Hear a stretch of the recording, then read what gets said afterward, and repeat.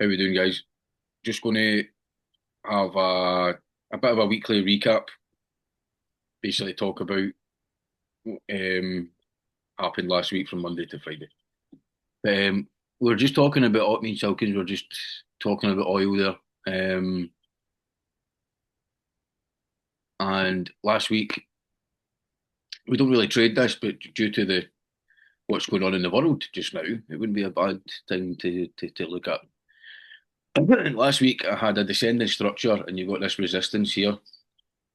Um, Price was breaking through it on Friday, but I wanted to wait on a daily candle close before assuming that we had a break. And then if you look at that daily candle, it's actually closed below and exhausted off it. So yeah, I'm not sure if it's going to be a buy or yet. You get maybe it could end up opening Monday, Tuesday, end up breaking out. Um, but a little bit of a theory there that now Trump's got all that oil. It wouldn't surprise me if because the reason that really pissed him off is because everyone was selling oil but not using the dollar, so that America was missing out big. Now he's got all that oil, he could start selling that for cheap, so that people start using the dollar, and then it gets their economy booming because they're using the US dollar. That could be a little theory, right? So if this does not break out of that descending in this resistance, then the only way to go is down. Then, if you look on the monthly,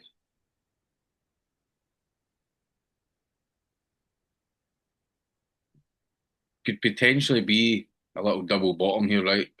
The only way to have confirmation on looking for a buy for that is to see it break above the descending I've just showed you on the daily time frame, which would be kind of like the way we do entry war zones now. So that would be like your entry war zone there. So if we seen a daily candle break above that, then it most probably going to retest and come up to around these highs, or even higher. Who knows? Um, I think when it starts to move, it's either going to rip really fast one way. Like if it breaks below this war zone to the downside, you're going to have a rip to the downside. Yep. Breaks above, you're going to have a fast rip to the upside. Yep. Just fundamentals, because I don't. I reckon it's going to be a nice slow downtrend. Um, so yeah, we need a break above that, and then we'll be looking for buys on oil to the upside. If it breaks below, then to the downside. Just seen a potential invert head and shoulders there. Bit of a kind of wonkier one, but still the structure could be because this is still a bit of a fallen wedge, a bit of a reversal. So we just need to break Yep. out above or break out below, and then we'll, Yep. we're going to have a trade. I So just want to add something. It's actually quite, and because I've been studying it all of this week, and it's actually quite a nice one to trade, even on the lower time frame. You just want to scalp it. It doesn't manipulate a great deal that I've seen that much, um, and yeah, it fits with how we trade as well, with like Warzone price action, even on lower time frames. So it's a nice, nice pair to be looking at. The only thing is just that the lot sizes are a little bit weird with it. I've got to try and figure that one out properly. So, but I'll different keep you brokers will updated on that. be like fundage might be different from brokers. So just Yeah, yeah, they are completely different. do your checks on your whatever broker you're using. Um, yeah, a 1.0 could be a pound a pip, or it could be £10 a pip, like that kind of thing, or Yeah, a 0.1 could be £10 a pip. You don't know. Some yeah, brokers are different. yeah. Always just, when you're starting out, to start with the lowest one it'll allow you. Now with an IC Markets live account, the lowest lot size you can do is a zero point 0.5. But yeah, I'm yet to figure out what that actually means Mhm. in monetary value. So on to silver, Silverino. Looking at that mental. This is when I started talking about it, but we weren't really interested. We were just trading other shit, and yeah, now everyone's like, "Oh, silver," including me. I'm not fucking having digs at anyone. We're all like fucking cheap right now. Oh, what's up? We're trying to trade it now. Ooh. Yeah, we really should have been fucking back in 2023, accumulating the fuck out of this, and yeah, we'd be laughing right now. So, um, usually, see if it wasn't for the fundamentals and stuff like that, you'd be expecting price to come all the way back down.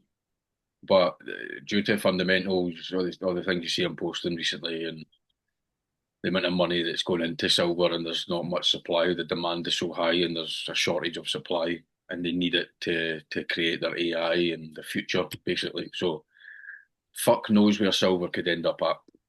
Honestly, like we could end up where gold's at just now, and gold could be fucking double where it's at just now. Like, I uh, think the next target for silver was $125, wasn't it? I think 130 because China are selling it. They're Ah, selling, that's right. China are Yeah, selling it on the street pretty much at $130. yeah. So that's almost double from where it is now, almost. Aye, aye. So yeah, just should never say this in this world, but 1,000,000% this is going up. It can't not go up. You get me? Like unless they fucking figure out a new way to build their AI and it doesn't need silver. But that's yeah. The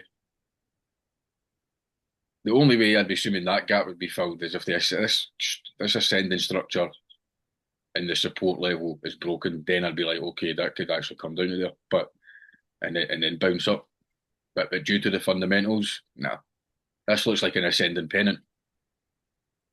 Uh, so let's come down as the time frame.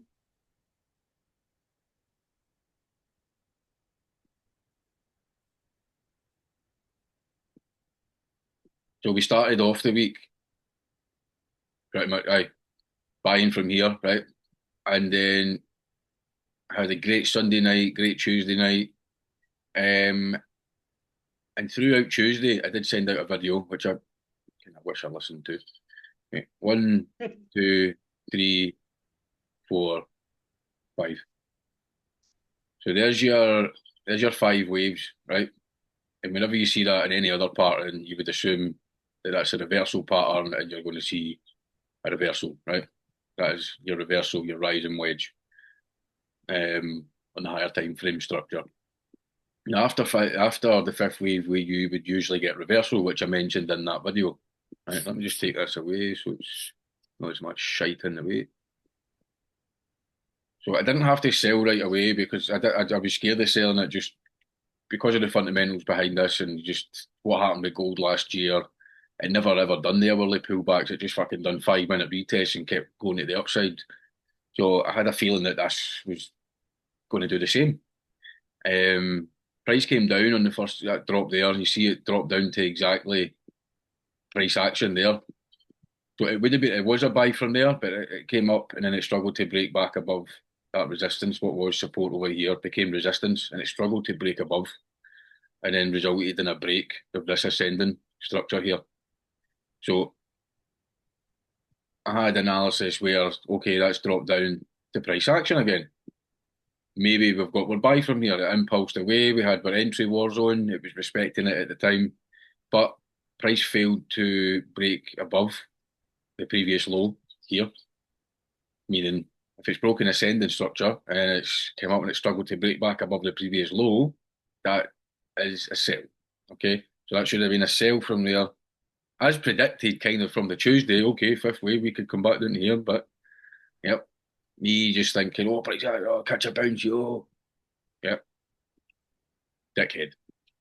So overall, still ended up the week up very very nice, but it could have been even better had I taken the sell or just not traded.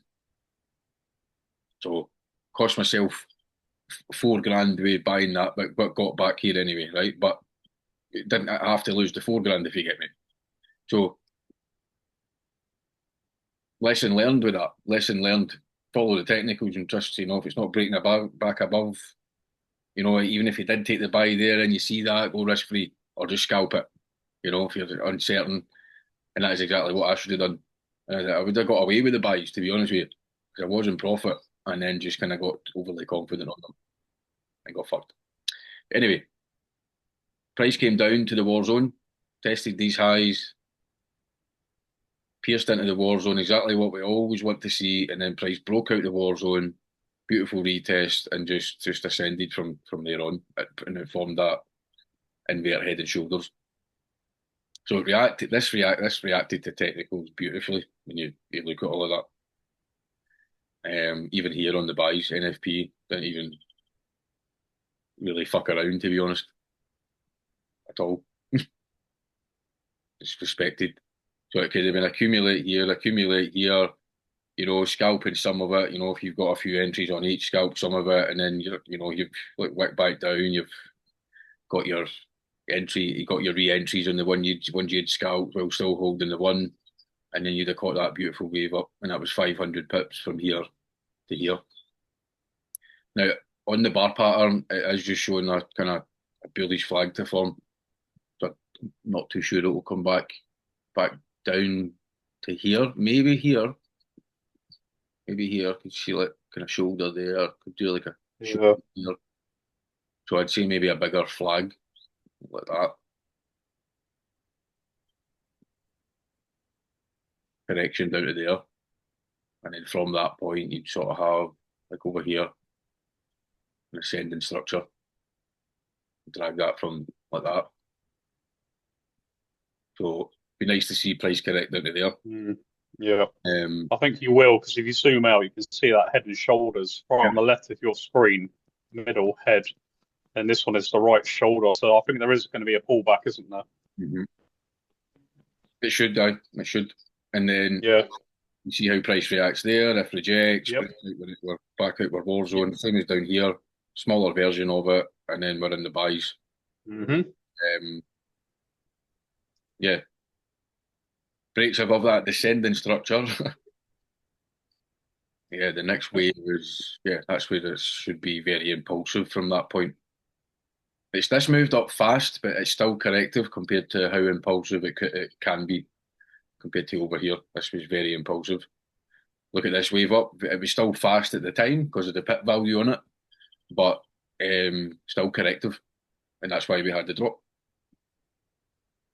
1, 2, 3, 4, 5 corrective wave, and then you had your bigger correction down to there.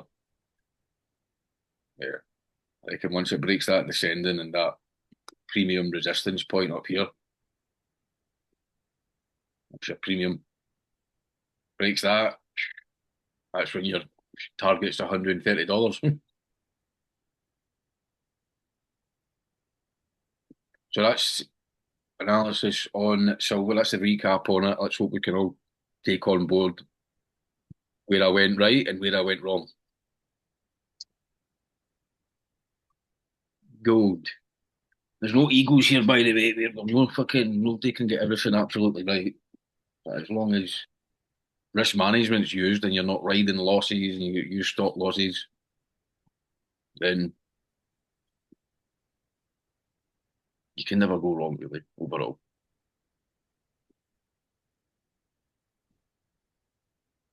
Gold. That reacted perfectly as well. Like, no really any ascending needed here. It's just that the war zone here broke out of that, tested that, corrective wave up, 1, 2, 3, 4, 5, corrective wave down, big reversal, big kind of wedge is the way it dropped, and it dropped out of that war zone there. Invert head and shoulders.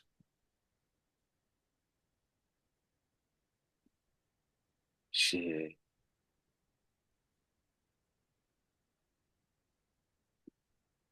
And it's imbalance here. Look across, a lot of fuckery there, support to do break up, resistance, break down. So we're now at that point where it's pierced into it. When it's going to break a level, it's never usually won't just shoot right through it. It'll test it a couple of times and then it'll have a punch through it. It'll get that zone will get weaker and eventually that'll fucking punch right through it. So if there is a drop on this, probably to the price action ascending there, test these highs there. Kind of like silver, like a bullish flag down correction. If it rejects that point, you may have a break to the upside from there. How's that? Like that bar pattern is kind of similar. It's a bigger version of the flag there, but actually, that's there.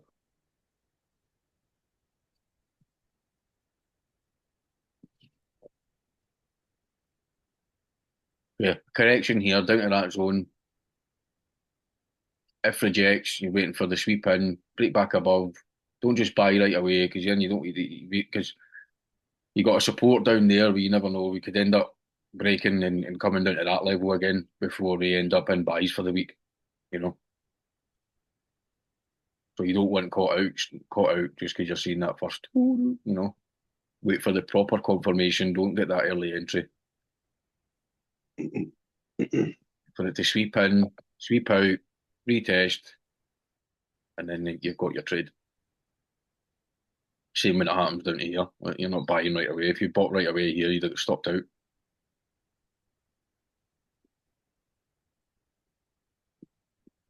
Sometimes you'll catch it on that fucking zero drawdown, but then the next one you're trying to do the same, and that's the one that spikes 100 pips. Waiting on it coming into the zone and then back out of the zone, then it's that you're avoiding the noise of you know that 100 pip spike drawdown. Um, so that's the kind of plan for that is the plan for next week. We may as well look at the news just now, as we're not going to do Sunday night. We'll wait for Monday night the market to actually open, and then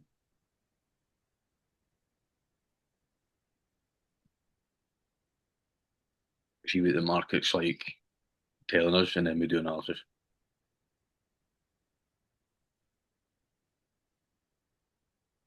There's a JPY bank holiday on Monday. No red folders. Red folders on Tuesday. So Monday might just be a correction, and then waiting on if and then Tuesday the volume comes in. You've got the US dollar red folders. Wednesday red folders CPI. Same with Thursday. So it looks like Tuesday, Wednesday, Thursday. Your red folders on the dollar.